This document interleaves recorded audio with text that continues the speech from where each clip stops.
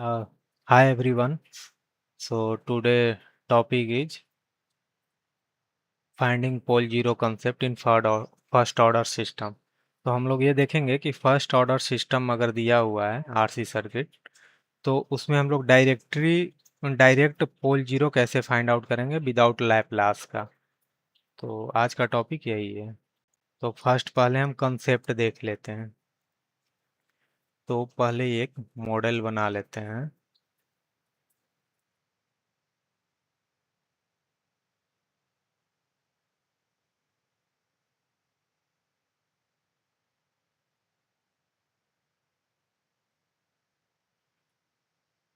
ठीक है, इसको हम Z1 मान लेते हैं, इसको Z2 मान लेते हैं। इसको लैप्लास ट्रांसफॉर्म में करेंगे तो ये Z1 S हो जाएगा, Z2 S हो जाएगा, ये VI S हो जाएगा और ये V0 S होगा। तो अगर यहाँ पे हम ट्रांसफर फंक्शन देखें H(S) जो कि होता है V0S/VI/S/Z2S divide by Z1S plus Z2S।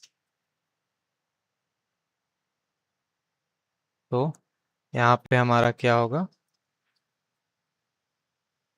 Transfer function ये होगा।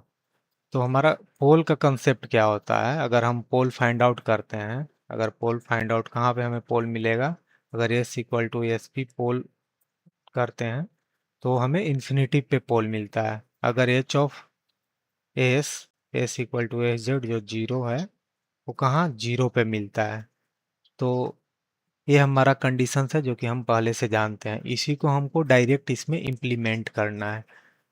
अगर आप यहाँ देखेंगे, अगर पोल के लिए हमें क्या कंडीशंस होगा, तो अगर इस ट्रांसफर फंक्शंस को अगर हम Z2S/Z1S प्लस Z2S अगर देखें, तो अगर हमें इसको इन्फिनिटिव करना है तो हम क्या करेंगे पोल के लिए, अगर Z1 plus Z2 equal to हम जीरो कर दें, ये फंक्शंस पूरा जीरो कर दें, तो 1/0 इन्फिनिटी हो जाएगा।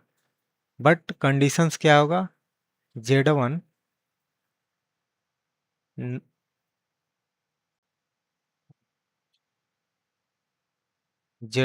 इक्वल टू Z2 नहीं होना चाहिए।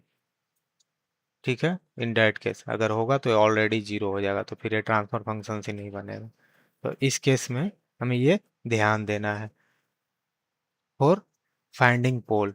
और फर्स्ट ऑर्डर सर्किट में हम लोग पोल कैसे फाइंड आउट करते हैं, डायरेक्ट अगर हमें देखा जाए पोल इक्वल टू, तो 1/R इक्विवेलेंट और C इक्विवेलेंट, ये तरीका हम लोग यूज करते हैं पोल फाइंड आउट करने के लिए, राइट।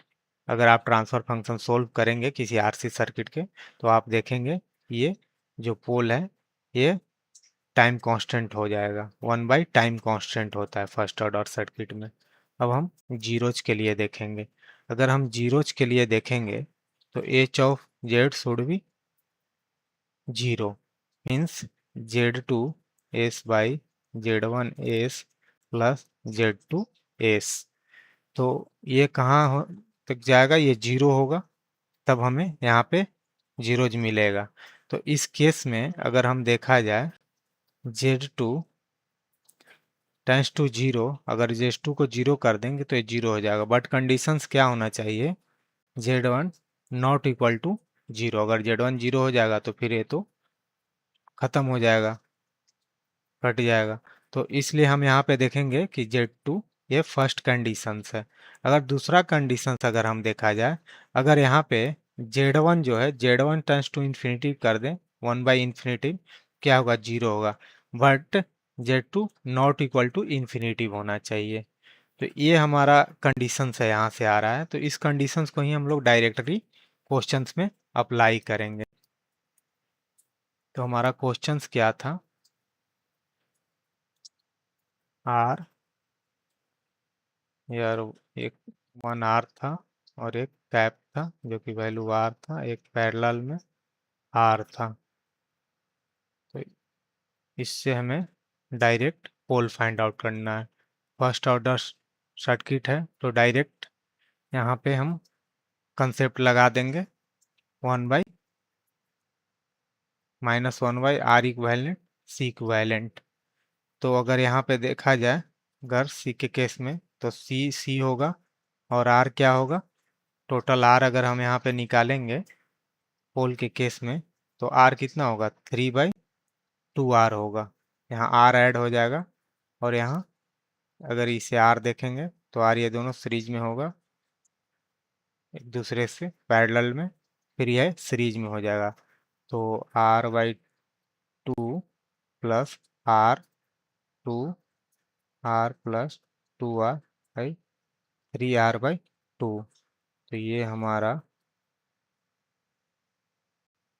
R के वैल्यू, R इक्विवेलेंट का वैल्यू यहाँ पे आएगा। अगर इसको SP लिखें तो माइनस सी इक्विवेलेंट हो गया और R के वैल्यू कितना हो जाएगा, 3/2R। तो यहाँ पे -1/3/2RC ये हमारा पोल का वैल्यू हो गया। डायरेक्टली हम पोल निकाल दिए। नहीं तो फिर हम यहाँ पे डायरेक्ट करेंगे। यहाँ पे अगर हम इन्फिनेटिव इसको करना है, यहाँ का वोल्टेज इन्फिनेटिव, तो क्या होगा, तो वैसे करके यहाँ कंडीशंस करके चेक कर सकते हैं, बट ये इजीली होता है जो कि डायरेक्ट हम फाइंड आउट कर सकते हैं टाइम कांस्टेंट के साथ, आरसी और सी इक्विवेलेंट के साथ। अब हम देखेंगे जीरोज क्या होगा। तो जीरोज के लिए हम कंडीशंस देखेंगे कि अगर Z2 टेंड्स टू 0 कर दें, Z1 नॉट इक्वल टू 0 होना चाहिए, फर्स्ट कंडीशंस लगाते हैं। तो Z1 क्या होगा, ये कांस्टेंट है। तो ये अगर इससे पहले वाला अगर हम कंडीशंस लगाएं, जो Z1 टेंड्स टू इन्फिनेटिव है और Z2 नॉट इक्वल टू 0 है, not equal to infinitive, sorry. तो हमें क्या यहाँ बनाना है, हमें इसको 0 करना है, 0 पे देखना है मीन्स। तो अगर Z1 को इन्फिनेटिव करे, ये पॉसिबल ही नहीं है क्योंकि ये कांस्टेंट वैल्यू है। अब हमारे पास Z2 बचा, तो Z2 0 हो सकता है, Z1 नॉट इक्वल टू 0, ठीक है, नॉट इक्वल टू 0 Z1 है क्योंकि ये कांस्टेंट कुछ वैल्यू होगा इसका आर का। तो यहाँ पे अब हमें देखना है कि इस केस में अगर हम Z2, ये पूरा Z2 इसको 0 करना है तो ये 0 हो जाएगा। मीन्स अगर ये वाला भी सर्किट अगर 0 हो जाए तो ये पूरा 0 हो जाएगा, तो ये पॉसिबल नहीं है क्योंकि यहाँ पे कांस्टेंट है। तो अब हमारे पास बस यही बचा है कि इसको हम 0 कर दें, तो R plus 1/CS equal to 0 कर देंगे, ऐड करेंगे तो R equal to -1/CS, so S is nothing but SZ minus 1/CS, 1/RC। तो ये हमारा 0 का वैल्यू हो गया। तो इस तरीके से हम लोग फाइंड आउट कर लिए। पोल का जो वैल्यू हो गया -1/3/2RC हो गया और 0 जो है -1/RC हो गया। तो ये हमारा शॉर्टकट है जिससे हम डायरेक्ट किसी भी सर्किट में फाइंड आउट करेंगे। अगर लैप्लास ट्रांसफॉर्म लगाएंगे तो काफ़ी टाइम लगेगा इसको सोल्व करने में, बड़े बड़े सर्किट होंगे, कितना लैप्लास ट्रांसफॉर्म लगाएंगे। तो इस केस में हम लोग डायरेक्ट पोल और जीरो इस कंसेप्ट के थ्रू हम लोग फाइंड आउट कर लेंगे, ठीक है। अब अगर whole transfer function find out करना है एच ऑफ एस, तो उस केस में एच ऑफ 0 एंड जीरोज होता है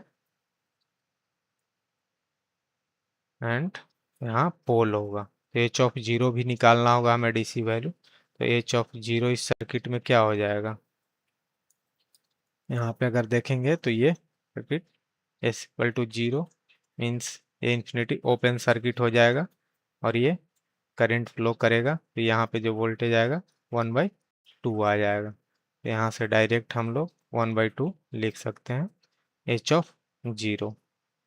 तो कंप्लीटली अब हम लोग h(s) लिख सकते हैं। तो ये शॉर्टकट था। इस तरीके से हम लोग सोल्व करते हैं, direct whole zero find out करते हैं। Thank you.